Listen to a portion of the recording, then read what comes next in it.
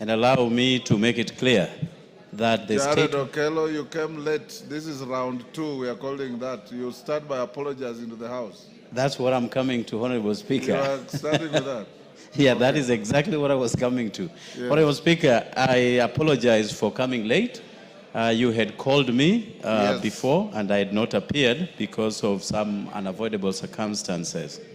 Honorable Speaker, the statement that I have is, I'm reading it on behalf of the Kabondo Kasipul constituency Member of Parliament, Honorable Eve Obara, who is out of the country. And here it reads, Honorable Speaker, pursuant to the provisions of Standing Order 44-2C, I wish to request for a statement from the chairperson of the Departmental Committee on Administration and Internal Security regarding the circumstances surrounding the tragic death of Mr. Alfred Ojwang, a teacher and social media influencer from Kabondo Kasipul constituency, while in custody at the Central Police Station, Nairobi City County. Honorable Speaker, on the 7th of June, this year of our Lord 2025, Mr. Alfred Ojwang was seized from his home in Kakoth Village, Kokwanyokakelo Ward, Kasipul, Kabondo constituency in Homa Bay County, by officers from the Directorate of Criminal Investigations, DCI. He was reportedly arrested over allegations of publishing defamatory content online.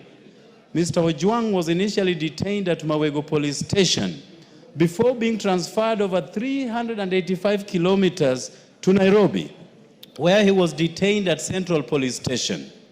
This situation raises concerns regarding the legality of the transfer of Mr. Ojwang from Homa Bay County to Nairobi. Section 71 of the Criminal Procedure Code, Cap 75, provides that an offense must be tried by a court within the local limits of the jurisdiction where it was committed, or where the accused person was apprehended. No court order appears to have been issued to authorize the transfer as required by law and the National Police Service standing orders. Even more distressing is the report that while at Central Police Station, Mr. Ojwang was placed in a solitary cell where he allegedly hit his head against the wall in the cell. He was then rushed to Mbagathi County Referral Hospital, where he was pronounced dead on arrival. The circumstances surrounding his death remain highly suspicious, Honorable Speaker. Mr. Ojwang was the only son, and his death has left his family devastated. Article 21 of the Constitution places an obligation on the state to observe, respect, protect, and fulfill the rights and fundamental freedoms of all individuals, including suspects in police custody. The unexplained death of Mr. Ojwang in a police cell demands full disclosure, accountability, and redress. Honorable Speaker, it is against this background that I request for a statement from the chairperson of the Departmental Committee on Administration and Internal Security on the following. Number one, report on the circumstances that led to the death of Mr. Alfred Ojwang while in police custody at Central Police Station, including the legal basis for his arrest and reasons for his placement in solitary confinement. Number two, the justification for the transfer of Mr. Ojwang from Homa Bay County to Nairobi County, contrary to the provisions of the law. Number three, the current status of investigations by the Independent Policing Oversight Authority, IPOA, into the death of Mr. Ojwang, including whether an autopsy or inquest has been conducted, and lastly, the immediate administrative and disciplinary actions that have been taken against officers who apprehended and transferred the deceased to Nairobi and those who were on duty during the incident. I thank you, Honorable Speaker. And let me thank you, Honorable Speaker. Yesterday, you added your voice to this subject, and it is a testament that you are concerned on the plight and aspirations of the Kenyan people. And more importantly, you pushed for an impartial probe to be quickly carried out. And I thank you, Honorable Speaker, and we hope that an in-depth analysis of all the matters surrounding this death will be unraveled in good time. I thank you, Honorable Speaker. Honorable members, Honorable Passaris had also filed a request to seek a similar statement.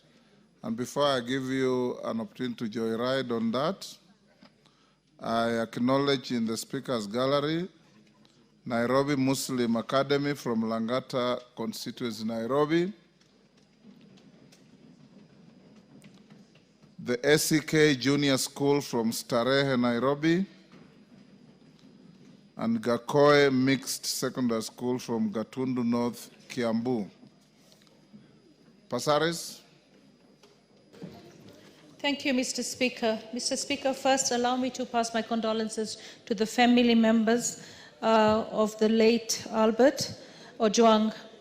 Mr. Speaker, the autopsy results are already out, and it shows that he went through a really brutal death, and it's really sad. We're in a month where we want reparation and healing. We want this country to move forward. And I know that this is going to anger a lot of Kenyans. What I ask for is absolute expedition of the investigation, and I ask for the police for once to stand for the people of Kenya, to stand for justice, and to change their ways. Because if we try and play around with this case, it will not be good. The Right Honorable Raila Odinga has issued a statement on the same. It is time for us to address the wrongs and the rot that we have in the police service, but it's not all the policemen. I want people to know, I've seen on social media, people calling for burning of police stations, attacking politicians.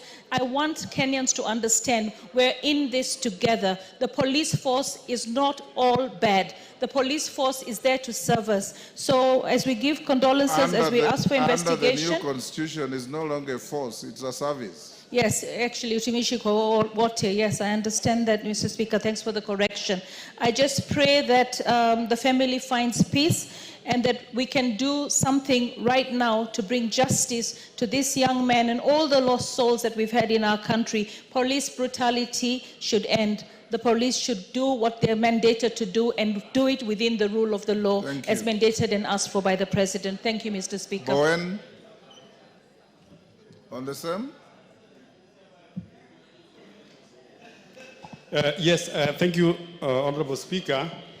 Mr. Speaker, I want to support the question by the Honorable Charit. And Mr. Speaker, my condolences to the family, the Honorable member. Is Jared Okello is not a lady? Okello, yes. Yes. So, Mr. Speaker, let me say this. Yes. Mr. Speaker, it is very sad that a young man who just wrote something on a social media had to die. Mr. Speaker, when in Kerio Valley, bandits are brutalizing people, killing women and children, and there is nothing happening to them. Just because someone has written something on a social media, Mr. Speaker, and now his life is not there. Mr. Speaker, I want to ask the security heads in the country, Mr. Speaker, to take this matter very seriously. And Mr. Speaker, we want to condole with the family of Ojwang and ask IPOA to make sure that they investigate this matter and make sure those who are involved, Mr. Speaker, are brought to book. And Mr. Speaker, at the same time, Mr. Speaker, many of us here from the North Rift, Mr. Speaker, what people are going through there in the hands of bandits. And the police are just joyriding around town here, looking for people who are writing Twitter, writing on Facebook, and this one. They are not going for those bandits. So, Mr. Speaker, they must take their work very seriously. Thank you. Mele Odhiambo. Thank you, Mr. Speaker, for giving me this opportunity. Mr. Speaker, I also wish to give my condolences to the family of the late Ojwang on his unfortunate demise at the hands of some rogue officers.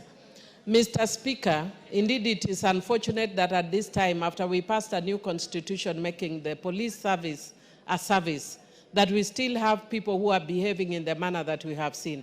Mr. Speaker, I'd want to call on the President to ensure that the police that have been found to be behind the death of Ojwang and who are actually tainting the name of the police should be charged and should be prosecuted, and it should be fast, because justice delayed is justice denied.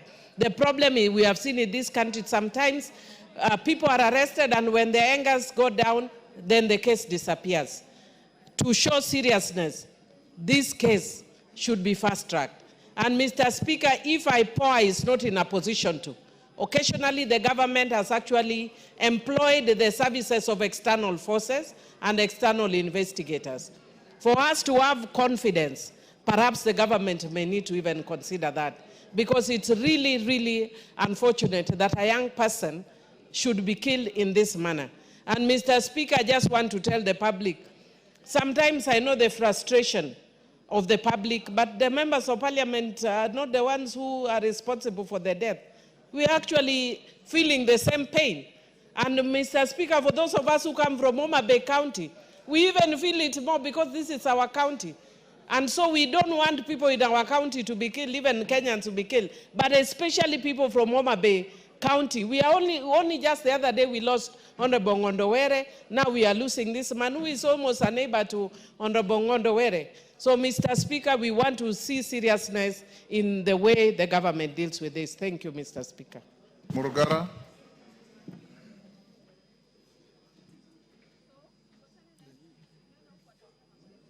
Thank you. Thank you very much, Mr. Speaker. Mr. Speaker, also allow me to join the rest of the House and Kenyans in conveying condolences to the family of the late Albert Ojwang.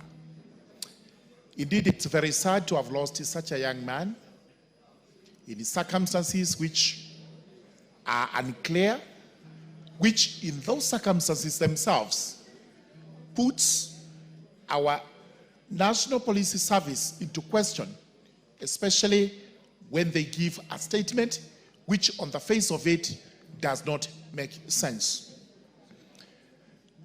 Honorable Speaker, we urge the service, IPOA, and everyone who is investigating to actually do the best they can to unravel the to unravel the mystery so that justice is served on the family of this young boy who passed away in those circumstances. Sometimes we wonder why the police service actually has to conduct itself in the way it is doing. And what begs the question is whether their syllabus has changed since the days pre-colonial, or even the colonial days. Because we know very well during the state of emergency, we had these extrajudicial killings. Has this been carried on even up to today? Are there officers, whether senior or junior, who are giving instructions to have young boys executed? These are the questions we ask ourselves, and it is the high time we looked at the qualifications and the training of our police officers. Maybe there may be something wanting, the entry point level and the training they get at Kiganjo. Times have changed. We must now live to expectation.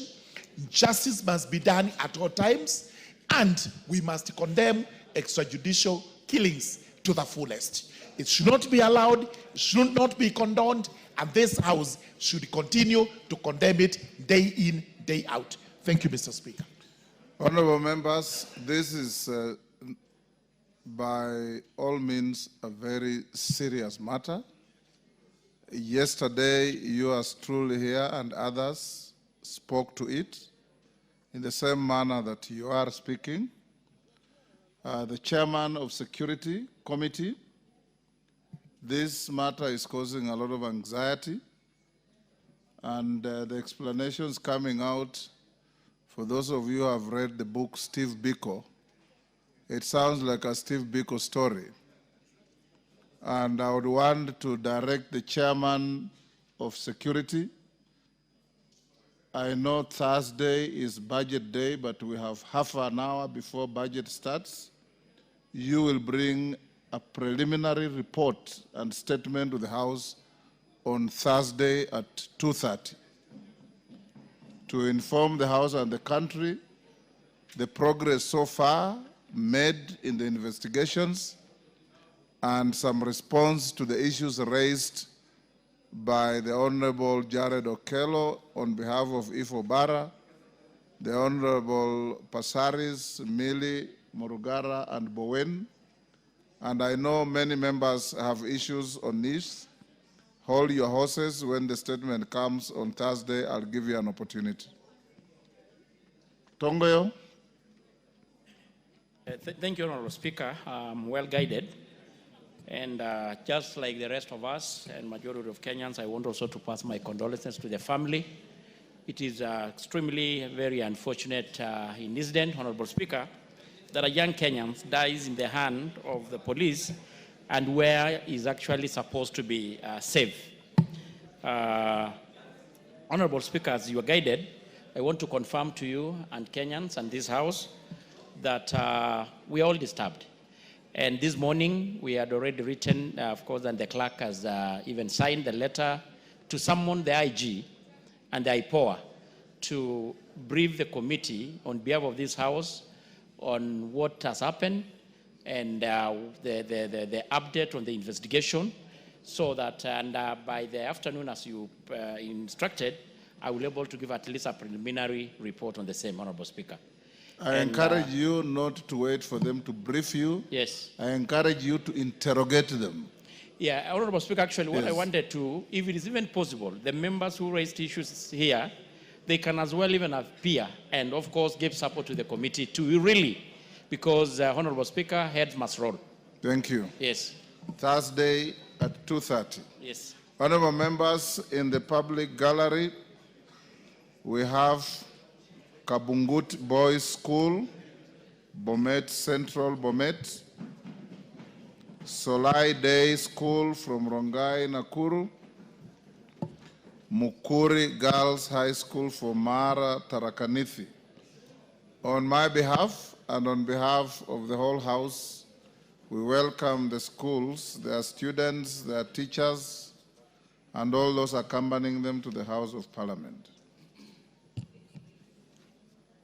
Responses to statements, administration, Tongoyo, to the statement by Doris Donya. Is Donya in the house? Donya, is she in the house? Yes, there she is. Go on. Thank you, Honorable Speaker.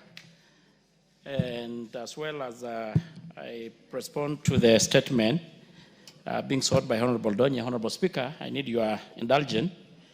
Also here with me, Honorable Speaker, you remember last week you did instruct me to update the House on the latest investigation report in inquiry on the alleged abduction of George Nguibori, the Member of Parliament for Juja constituency. Honorable Tongoyo, today is a supply day. We're going into the committee at 3:30. The Koimburi matter, I can see you with the volumes of files. Very thorough investigation, Honorable Speaker. You will do that tomorrow. Go ahead and respond to Donya in the shortest time possible, because we have to go into committee at 3:30. Well guided, Honorable Speaker. Bring your volumes tomorrow. Thank you, Honorable Speaker. Well guided. Honorable Speaker, in response to the question, a statement being sought by Honorable Member of Parliament for Kisii on the tragic death of Sylvia Kimonto and the escalating cases of gender-based violence, I want to start, and the member in particular wanted to know circumstances that led to the killing of Miss Sylvia Kimonto and how the suspect accessed the victim's room at the university, and the status of investigation and the action being taken to prosecute the perpetrators. and the immediate and long-term measures put in place within the institution of higher learning to guarantee the safety of students, particularly female students who remain disproportionately vulnerable. Honorable Speaker, I state as follows. In September 2024, Eric Mutinda Philip, the suspect, and the Sylvia Kimondo, the deceased, were both admitted to Multimedia University of Kenya to pursue a degree program in electronic engineering and the mathematics for computer sciences, respectively. The two became friends and developed an intimate relationship. However, on February same year, their relationship deteriorated, leading to separation. On the 28th March, Eric Mutinda traveled to his sister's residence in Kasarani, sub-county, for a long weekend visit, where he stayed until 30th March. Upon return, he proceeded to his room in Block E, hostel room 301, where he found his two roommates. While preparing for a scheduled hiking trip to Ololua picnic site, Eric realized he was missing a chest bag that he needed for the trip. In search of the bag, he went to Sylvia Kimondo's room, room 90, located in Block B. At the same, Sylvia was alone doing laundry since her roommate, Abigail Salama, had gone to church outside the university. During this encounter, Eric attempted to reconcile with her, urging her to resolve the issue that had led to their breakup. Despite his persistent efforts, Sylvia's family declined to rekindle the relationship. The situation escalated into a heated argument, and the suspect strangled Sylvia, resulting in her death. He then placed the body into a green media-sized suitcase belonging to the deceased and moved the suitcase to his own room. Later that day, he dumped the body in a rooftop water reservoir tank on the Block B. Honorable Speaker, on the status of the investigation, Ms. Sylvia Ayaya reported the disappearance of her daughter on the 1st April